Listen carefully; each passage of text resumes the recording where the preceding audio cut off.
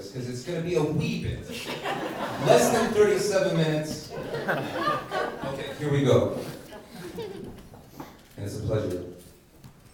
This special occasion gives me a further opportunity to verbalize what I've long thought about the groom, my brother, Jeffrey Michael Curley, the co-conspirator in a seditious act of love, criminal even, because its affirmation goes against most of the tenets of belief and unbelief in this helter-skelter modern world.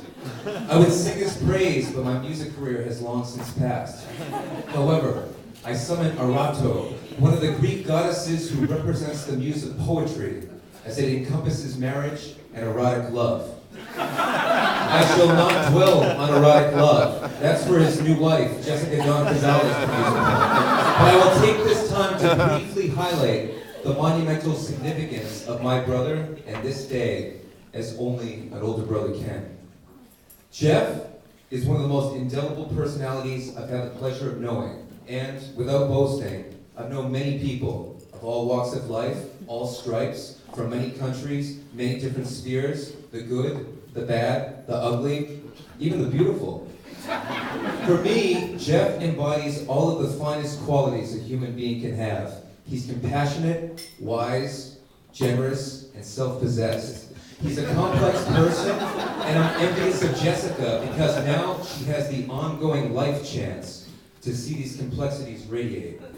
Beyond an enduring love for my brother, I respect him, and I do so with both a seasoned warmth based on familial ties and the objectivity of a writer who can discern life in its fullness at a calculated distance. Time and again, he has proven himself a mentor to me, one of the few people in this world whose advice I would ever take seriously, and follow that advice because I know its wisdom to be assured. Among friends, I've often referred to Jeff as my older brother. Biologically, he's 3 years younger, and the strange alchemy conferred perhaps by our Irish heritage and the supernatural, imaginative realms that Irish consciousness is drawn to, he's 3,000 years older. He can never be a follower because he's an old soul, has a spirit that is a force to be reckoned with, and which can never be subdued.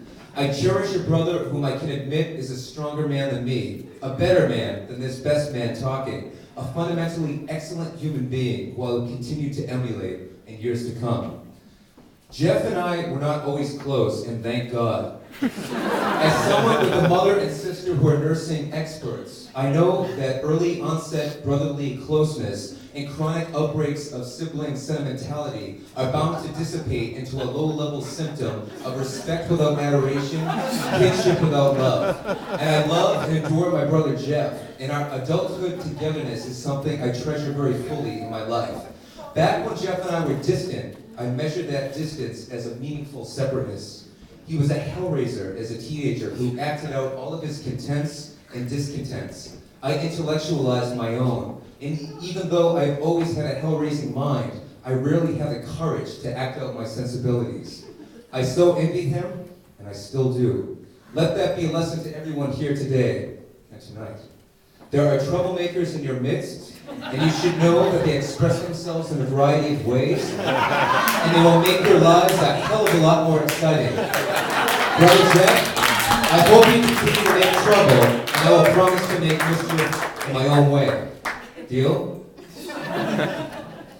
I thought about writing a poem for this wedding. Being a poet is one of my vocations. I thought of choosing certain delicate and deliberate words to cater to audience expectations and their reactions, make people shed their tears, have them reverberate with oohs and ahs, and have relatives and friends trade knowing, sentimental glances, cherishing the so-called moment.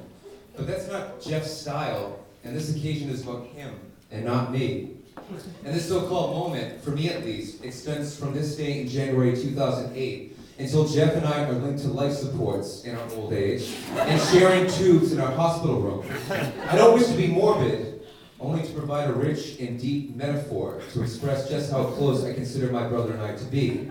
We're connected to the hip, and maybe someday we'll be connected to the drip. You nurses at least know what I mean.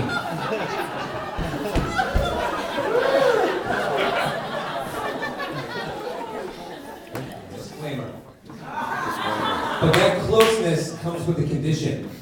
That being the lovely, inevitable Jessica Dawn Gonzalez. Here is a woman, one of many and none better for my brother, who not only compliments Jeff, but enhances him. He's not only happier with Jessica, he's absolutely ecstatic. She embodies all the toughness and beauty I discern in my brother. Jessica, welcome into the Curley family, and thank you for allowing us to become part of your family.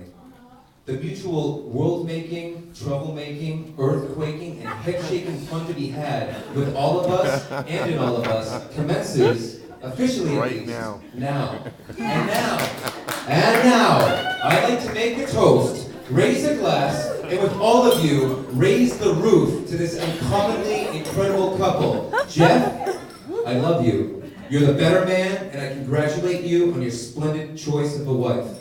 Jessica, I love you. You're the best woman, and I congratulate you on a brilliant choice of a husband.